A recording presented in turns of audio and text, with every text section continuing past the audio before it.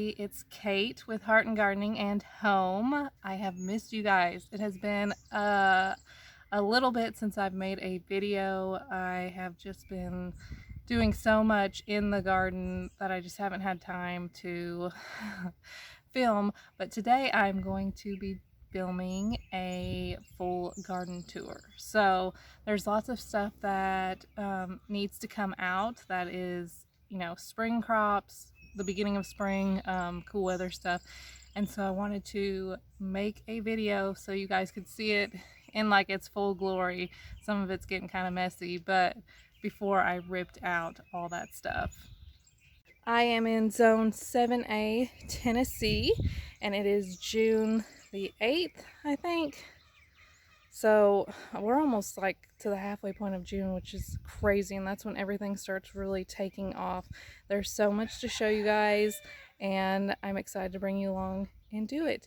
If you know you have missed seeing stuff because I haven't posted in so long, I will link my Instagram account down below, Heart and Gardening and Home, and I am over there every day interacting with the gardening and homesteading community, and you can, you know, see me more often over on that platform. But I need to go let the chickens out first, so let's do that. I bet you $100 that Jane is the first one out the door. Yep.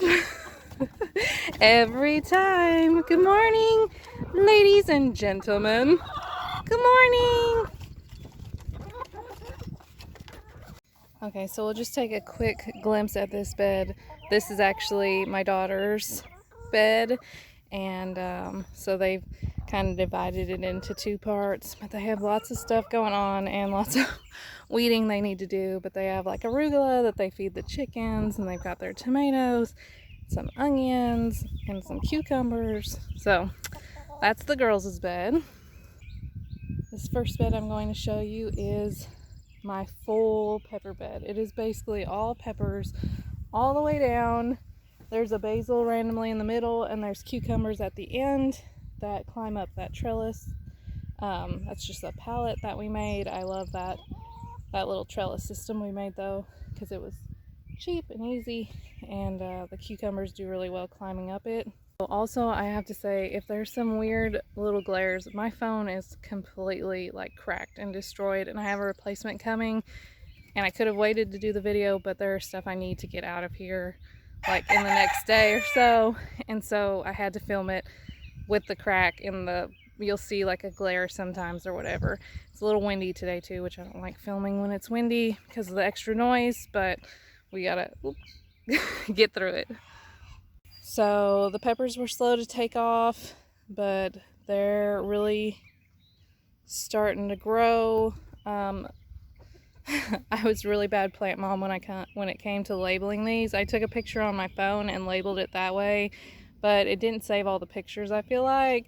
So I know, like, you know, there's you know, those are obviously sweet bananas, and then we have like some hot bananas. We have a huge variety of everything from Aji Dulce, paprika, Tabasco, bell peppers, Peter peppers, lunchbox peppers. I mean, just an insane amount. So when I harvest, I'll be able to tell y'all a little bit more about the different varieties and show them, but there is at least, I don't know, 15 to 20 varieties of peppers I'm growing.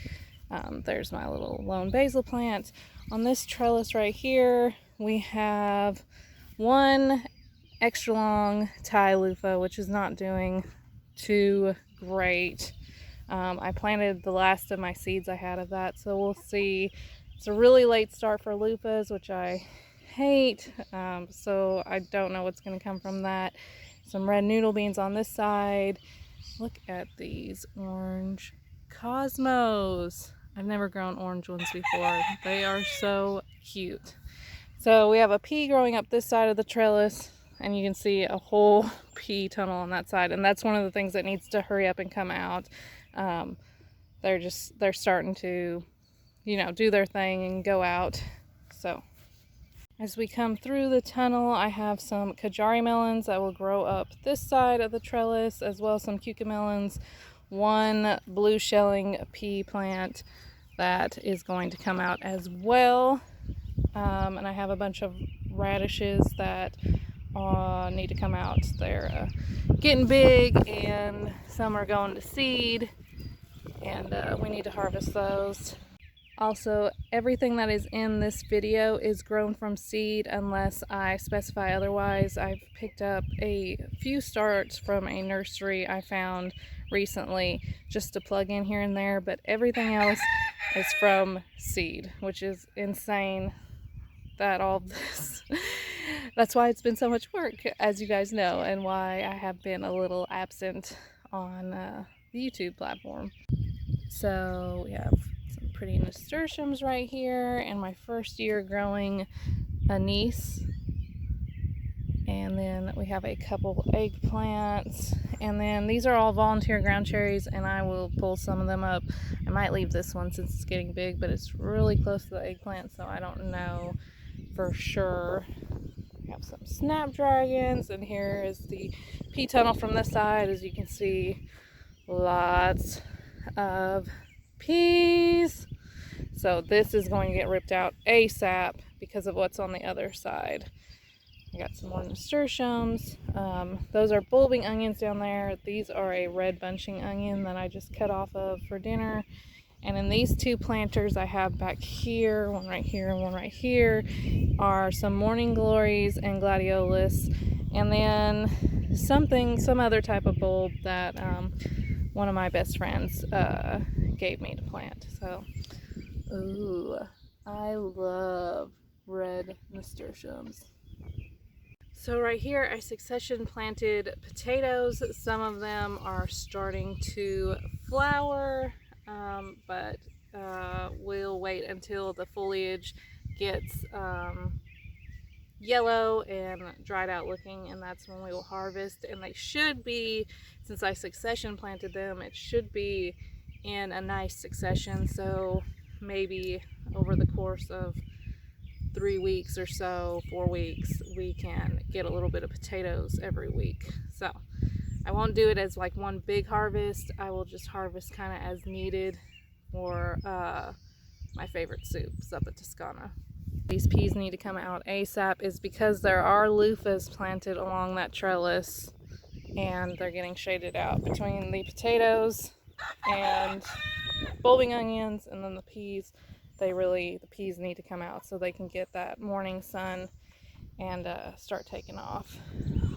Right here we have some glass gem corn, and we have our okra, which didn't come out in nice equal rows, but that's okay. We'll just take what the scatteredness of it all is fine. I have pansies and straw flowers, which I am obsessed with this year. Echinacea, zinnias. These are my leeks, and I didn't realize that leeks take so long, but I mean, they look happy and healthy, I think. I'm not 100% sure since this is my first year growing leeks and from seed, so I mean, they're definitely thickening up. If you've ever started leeks from seed, they're so scrawny and tiny at the beginning. So we'll hopefully have some leeks and make a nice soup from that as well. Closer to the end of summer, I would imagine. One of the other things that needs to come up is the kohlrabi. It's getting ate up by caterpillars. This one bulbed up okay. That one is a lot better. And some cinnamon basil, some toothache plant, and then in both of these pots right here are dahlias. Oh, I didn't show you guys. I do have my very first, this is the first year I'm growing dahlias, and I have one coming up. I planted 2 in this bed in this kind of like empty spot, so I don't see the second one yet, but look at that. I'm super excited about the dahlias. Next part of the garden tour is going to be what I call Tomato Town. Tomato Town. So my tomatoes are way ahead this year as opposed to last year. They're a lot bigger, and then they're all setting fruit. I'm gonna be zip tying another bamboo stake to the top of these because they've already reached the top. I mean, they are growing so quickly. If you've watched my other videos, I have 39 varieties total that made it between the freeze and transplanting and all that stuff. This is a pork chop. This is a Cherokee purple. I mean, so many varieties. I can't even keep up and go through them all. Tickle, tickle, tickle. Pollinate those tomatoes. I have a smaller black creme in there. Blueberry. Not blueberry. This is a blue beauty. Blue beauty. And then where I planted tomatoes last year, I planted them along this bed and this bed and did the same thing this year, and they are doing great. Kumato. Let's see if I can get in there. We have Moneymaker. We have Pink Girl. Pantana Romanesca. So many Sun Golds right here. The Pink Girl and the Sun Gold are the only two hybrid varieties that I'm growing. Everything else is heirloom tomatoes. I know there was a lot of controversy over planting the tomatoes out before my last frost date, and we did experience, you know, what was it? I think it got a little bit colder than 30 degrees, but I'm not sure, like 2 nights or whatever, and I had to cover everything, and I did lose about 10 tomatoes. Like I had, let's see, probably 30 planted out, and I lost like 10, and I had backups to them or whatever. So that was the risk I was willing to take, and the ones that, you know, did survive the freeze, they're all thriving and producing like crazy. And so I don't know, I haven't concluded completely if it was worth the risk. I'm trying to look back at old videos and kind of compare where I was tomato season last year at this time with, you know, starting like, it was like a week before the last frost date.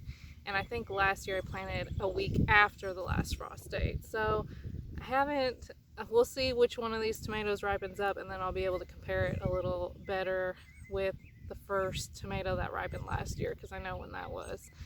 And we'll see. I don't know if it was worth it, but there was definitely not any harm done from doing it early. A little more work maybe, but that's okay. Work is good. My biggest sunflower so far this year is in fact a volunteer. Go figure. I swear, volunteers, there's just nothing better than volunteer seeds. Look at that stalk. It is ginormous. You can argue with me on that, but I will always side with the fact that volunteer seeds are always stronger than anything else you put out in the garden. They're just crazy. Crazy. Volunteer from last year. My daughter had sunflowers in this bed. More tomatoes in Tomato Town. Here we have a Blue Beauty. This is a black brandywine plant. And we have a couple flowers. I have a couple, well, this looks like a volunteer radish actually. But I have a little bit of empty space that I need to plug something in right there. When you come over here, I've got some kale, some more tomatoes, and then beets. I have successfully grown beets this year. I'm super excited to harvest these and put them in some of my juices, and I'm just so proud because it's taken me 4 years. I have really struggled with beets for some reason. I know looking back now at some of the reasons why I struggled, like it makes sense, but still, like, I have tried so many times, I feel like in the last 4 years at different times, like in the fall and spring and all that, and this year I finally successfully grown beets. Right here is the tomato that I'm most excited about, and it is going a little cray cray and producing a ton of fruits. It is the Black Beauty, and it is going to be gorgeous. My favorite color is black, so When I found out they have a black tomato, I was like, oh yes, definitely growing that. It's gonna be so pretty. Check out these straw flowers. Straw flowers will forever have a place in my garden. Listen, it's like paper. It's crazy. They're like tissue paper. It's insane. I am obsessed. In this last 4x4 bed, we have, I just pulled actually a big Bachelor Button. It was kind of getting just kind of old looking, so I need to resow something right there. Possibly. I do have my ground cherries in this bed, and if they take off like they did last year, then really I don't know if I should plant anything right there. My ground cherries last year were ginormous, insane, took up a whole 4x4 bed. It was insane. My first calendula, super excited about that. Some other random flowers, pansies, some sage. This is from a nursery. Didn't start that one from seed. And then the rest of Tomato Town is back here, putting off.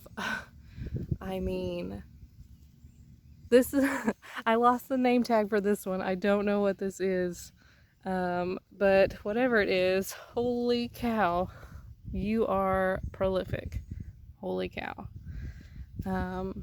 I'm gonna have to go back through my seeds and see if I can figure that one out. For some reason, I think this is the only one that doesn't have a tag on it. So it should be easy to figure out if I go back through my seed packs or whatever. But we are tomato loaded. Red centiflora. In my Dollar Tree stackers, I put beans and they are doing great. I am still on the fence about these containers. They're a lot more maintenance, a lot more paying attention to, you know, them drying out so quick and fertilizing. But for beans and the bunny not having discovered them yet, they're loaded down with beans starting. So I'm digging them for this, for sure, at least. So the jury's still out on, I mean, I'll probably will continue to use them, but they're not like my favorite. Sunflower. Alright guys, as we step over here, this is a little cut flower section. I was going to do a big cut flower section, but then changed my mind. And put all my squashes and zucchinis and melons in this spot, and pumpkins. Pumpkins. I love pumpkins. So everything is starting to really, you know, start to take off with these warming up of temperatures. And this will all be crazy green before too long. This is always the bed I plant out first. Every year it's my cool weather spring kind of bed, and it is looking rough. Carrots are looking great. But my kale and lettuces are starting to take like a beating. I will be ripping all this out soon. That's why I wanted to show you guys. I've actually been kind of like taking the more healthier starts and transplanting them to other areas of the yard to try and save them. But I mean, just caterpillar worms everywhere. It looks bad. Red romaine's still doing fine and looking good. I have another volunteer sunflower that I left, which honestly I think I might cut down because it's shading out this trellis, and I mean, I hate to cut it down, especially when it's already this big. But maybe I can trim up some of the leaves. Maybe that's what I'll do. I'll just trim up some of the leaves. But it's even shading out my pink Swiss chard right here. So I'm going to have to do something about that. This whole bed is going to be pretty much amended. This one lone lettuce is going to seed. We have some more sunflowers. And then over here is, this is why I needed to make this video too, is because I did successfully grow broccoli, and now I've let it wait too long and it's starting to, you know, want to go to seed, I guess. It's starting to separate and put out its flowers. So I need to, here's one that's a little bit tighter. I'll still eat this for sure. So successfully grew broccoli this year. My cauliflowers, they aren't really doing too much. But I'm going to come in here and I'm going to harvest a bunch of the stuff here soon. The kohlrabi, look at that kohlrabi, looks great. My cabbages are starting to form up, but this just needs cleaned up, and the cool weather stuff that's not doing stuff needs to come out. Look at this. Yes, beautiful. And there's one of those stupid cabbage moths right now. Get out of here. See, it's awful. So right here along the back is I have blue butterfly peas, I think is what they're called, but they're not, something's been eating them and they're not getting the sun because of that sunflower. So I'm gonna have to fix that. Volunteer petunia. I don't even own petunia seeds. Don't ask me. Do not ask me how that ended up there. I have no idea, unless somehow I have had petunias in the front, on the front porch. So somehow some seeds got carried from the front porch at some point, one year or another. I don't know. Maybe some old dirt got mixed in. Over here I have the most beautiful chocolate morning glories. Look at that color, you guys. It's not bright and vibrant. It is just so soft and simple. I am obsessed. I will probably forever grow chocolate morning glories. It's not one, it's just beautiful. Over here I have some canna lily bulbs that my best friend gave me, and look, one's starting to come up right here. So they're starting to come up in this bed. This is a new bed, a new addition this year, this one and that one. I have tomatillos. These tomatillos I did buy from a nursery. They are jamming now. They were really kind of leggy and they are just taking off. I have some strawberry corn, some chard, and then I have some more pepper plants along this bed. This bed still needs planted, and I'm still debating, and I need to stop. I need to pick something to put right here. Part of me wants to put some smaller pumpkins and let them trellis up, but I feel like it's too early to do pumpkins. Like, they won't last through October if I do them now. So that's kind of the dilemma I'm having. Bad glare, but it's the first year I'm growing amaranth, and it is taking off, and it is beautiful. It is definitely, you know, different, and it'll be fun to mix it into some flower creations as you know, things start taking off, my zinnias and stuff like that. This is a Love Lies Bleeding, and this is the red spike, I believe. Here's a random kale that I took from the infested part and brought it over here to try and save. And then this bed right here is my Bank on Seeds bed. Everything in this bed is Bank on Seeds products. And we have some lemon balm right here, and I planted a ton of calendula because I want a bunch of calendula this year.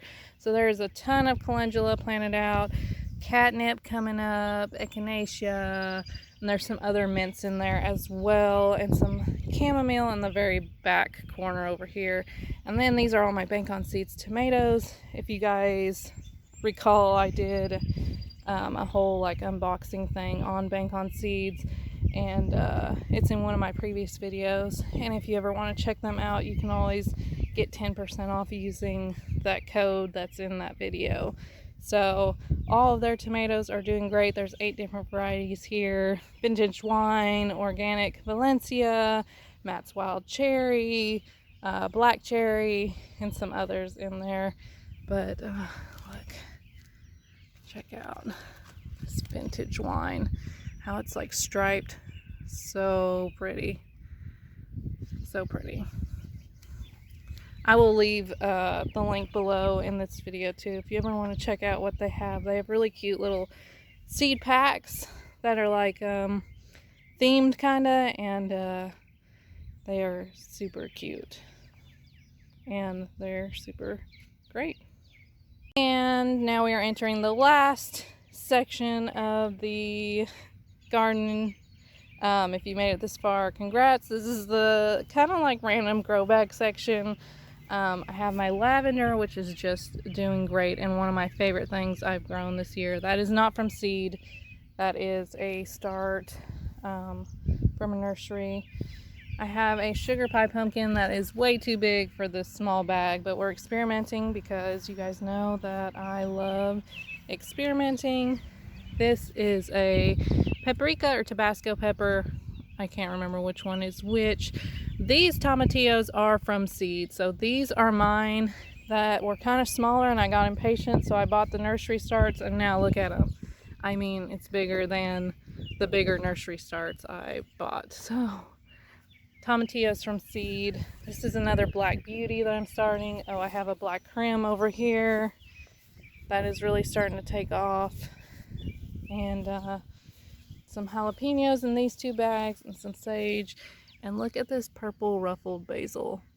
Have you ever seen purple ruffles with basil? I never had until I found this. This is from a nursery, and these are from a nursery. So, oh gosh, just touching that, I can smell it.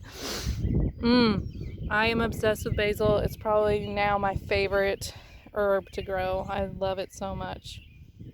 All right, and that concludes the garden tour. There is so much. I hope that wasn't too overwhelming, and I hope you guys enjoyed the update. I'm sorry it took so long. It was just chaos for chaos in planting, and there's still so much to do as I overturn that spring bed, and but I look forward to putting out some more, you know, garden update tours throughout the season and some harvest videos, so stay tuned for that, and I will catch you guys on the next video. Remember to put your heart in your garden and your home.